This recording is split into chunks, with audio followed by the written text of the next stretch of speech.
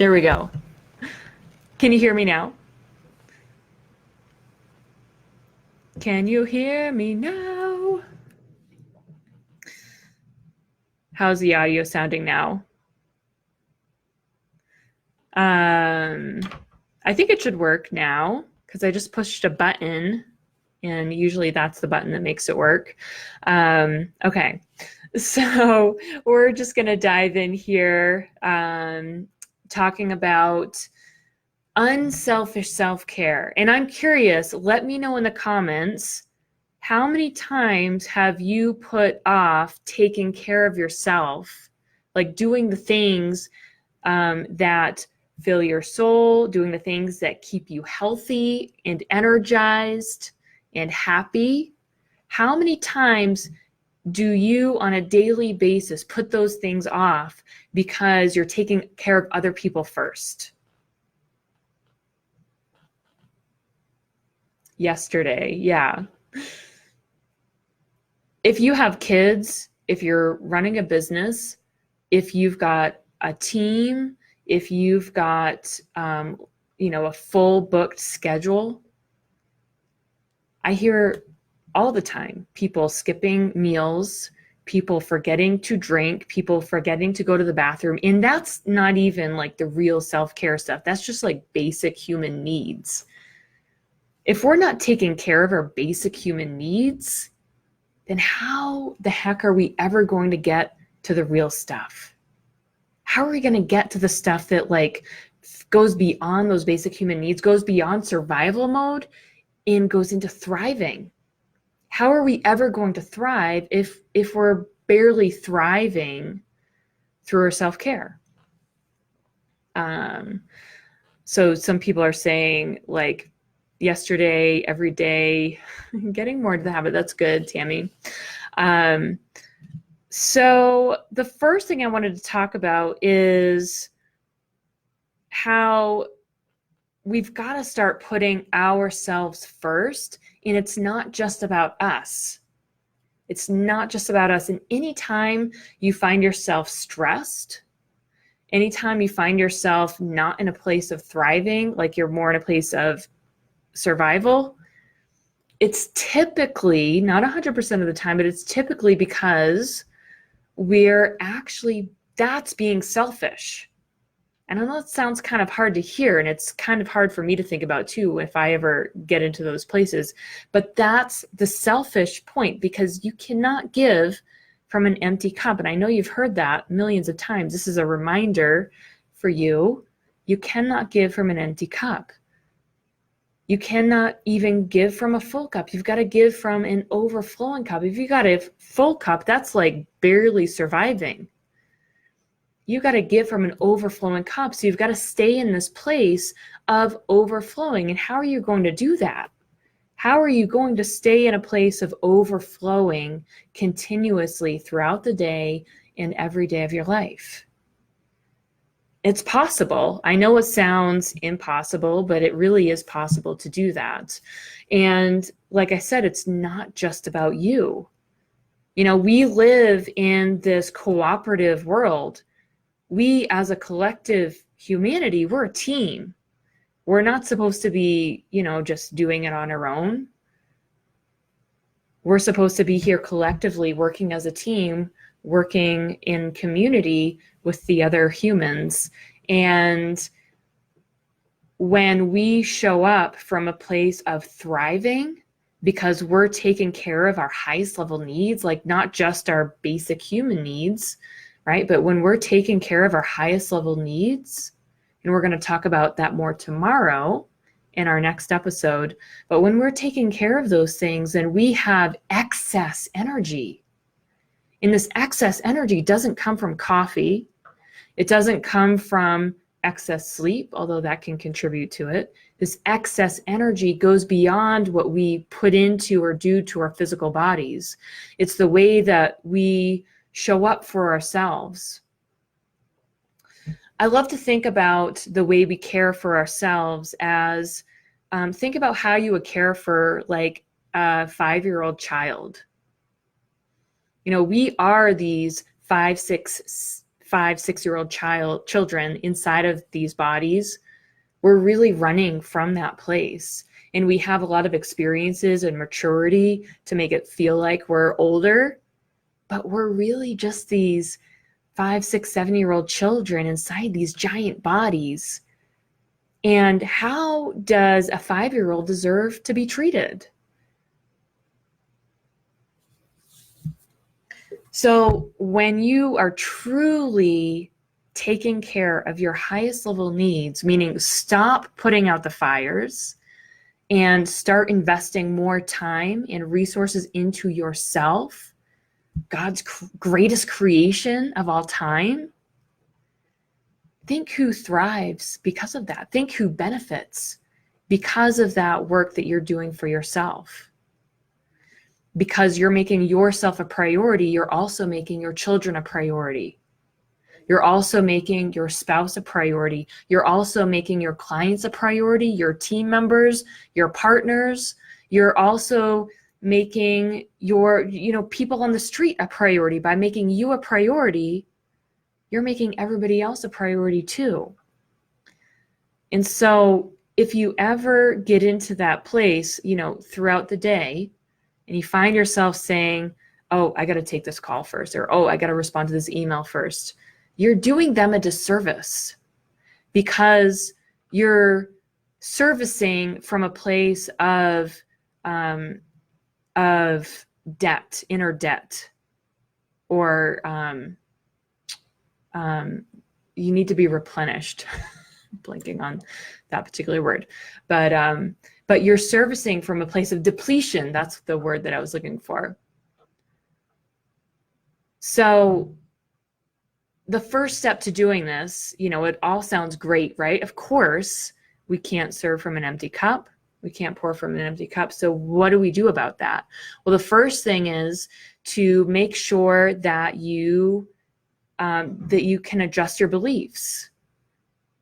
And think right now, do I really believe, just look at your behaviors. Now, just a side note here, whenever you are assessing your inner world, your belief systems, don't look to your thoughts, because your thoughts will not be congruent with your beliefs most of the time. Consciously, you deserve it. But do you really believe it? And whether or not you believe it based on your actions. And you may have a feeling. Your thoughts can think whatever they want, but your thoughts often lie. So it's really good to look at other indicators to show, have I really shifted this? Or is this really an issue? And so to know whether it's an issue or not is look at your behaviors. Are you behaving in a way that shows that you really deserve to put yourself first?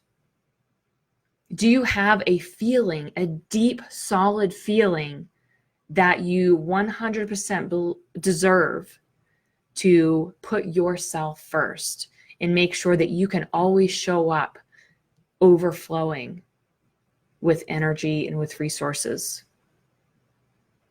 And if that's not the case, if your behavior isn't displaying that, and you don't have that rock solid feeling that you truly deserve it, then you got to adjust your beliefs. And you're not going to adjust your beliefs with affirmations. Like you're not going to fix this by saying over and over in the mirror, smiling, I deserve it. I deserve it. I deserve all of the wonderful gifts of the universe. That's not how you're going to adjust these beliefs. That can be like a helpful tool as you're doing the inner work, as kind of a, reprogram your thought process. But it's really not even necessary, because your thought process will change as your beliefs shift. So you got to dig down and get to the root of why you haven't been truly believing that you deserve it. And the next step is to set better boundaries with your time. And I could give like a 3-day training on just this topic. I don't have time for that now. So I'm just going to give you these 2 things. Okay. So the first one is to change your beliefs. The second one is to set better boundaries with your time. And this will happen naturally as you change your beliefs. As you change your beliefs, you're going to start not tolerating people who waste your time. You're going to stop tolerating things that don't serve your highest vision for yourself. So as you're setting boundaries with your time, realize that every moment is precious, and you don't need 4 hours a day to practice high-level self-care. You don't need 4 hours. In just 10 minutes, you can change your entire state, which will change your entire day, which can change your entire week for the better. So when you have 10 minutes sprinkled throughout your day, don't just throw those out the window scrolling through Facebook or watching Netflix or eating when you're not hungry. Take advantage of those sprinklings of moments. 10 minutes, 1 minute can shift everything. So don't take those moments for granted. All right. So basically, these 3 things that you can start doing right away: shifting your beliefs. And if you want to do something that really gets to the root of this belief that you don't deserve to put yourself first, then I have a program and I have some tools that can help with that. But shifting your beliefs is the biggest thing, and setting boundaries with your time and really taking advantage of all of the moments and knowing that those moments really do matter and that you can shift everything in a positive direction by harnessing those moments. So, do you have any questions or comments about putting yourself first? And I want to know whether some people are watching this live, some people are watching the replay. Please tell me in the comments who benefits when you put yourself first. Who benefits when you thrive?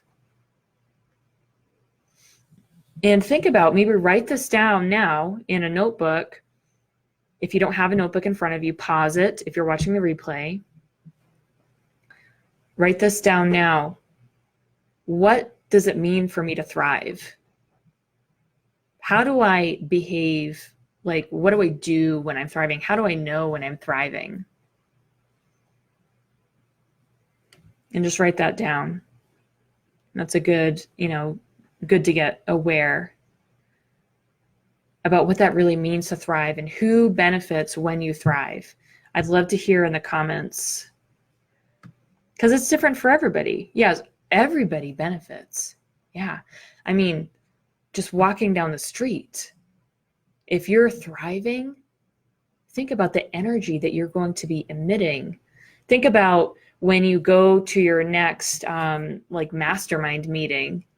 Think about how you're going to show up and how inviting your energy is going to be, and how you can connect with people on a deeper level when you are truly thriving, when you're truly overflowing with energy and with love and with passion and with joy.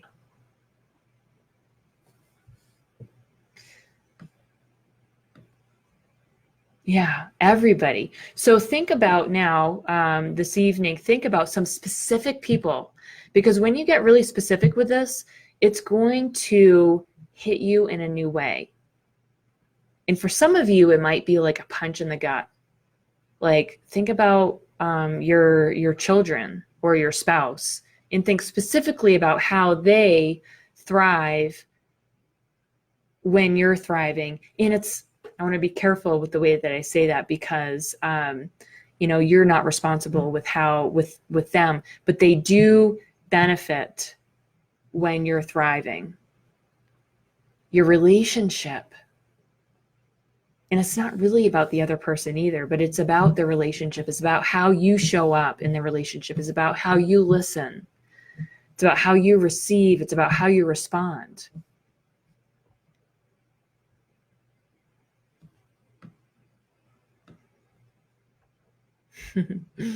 Awesome, guys. Well, thank you so much for joining me this evening. And I look forward to the next few days talking with you guys about self-care and what that really means and how we can go even deeper than what people typically talk about with self-care.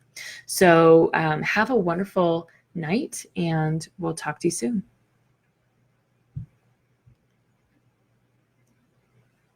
Oh, I was just about to end this, but I just wanted to say real quick. So if you do want to go forward and look a little bit deeper into your beliefs, and this is something that you really want to change, then let me know. You can send me a message or comment here, and we can talk about some next steps towards doing that so that you can get back on track and get to a place where you really truly do know that you deserve to thrive and beyond.